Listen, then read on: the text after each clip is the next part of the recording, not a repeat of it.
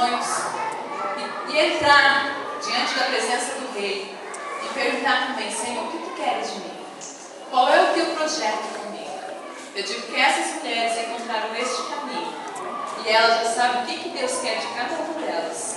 Qual é o projeto e qual vai ser o trabalho delas a partir de agora. Que é ganhar vidas e ministrar o Evangelho do Senhor às quatro nações. Glória a Deus. Sobe tudo. Nós vamos cantar um louvor todas juntas. Quero que vocês fechem os olhos. Que esse toque do Senhor venha tocar vocês ainda mais essa noite.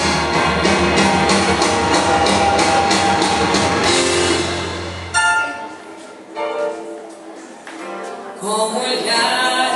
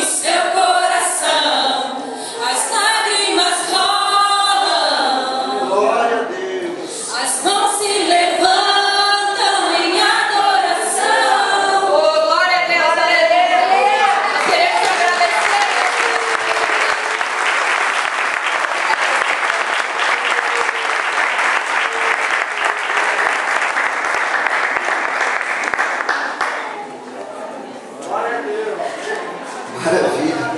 Glórias a Deus. Aleluia. Amados, Deus abençoe. Deus continue usando vocês. Em nome de Jesus. Bênção de Deus. Aleluia. Louva a Deus pelo agir do Senhor.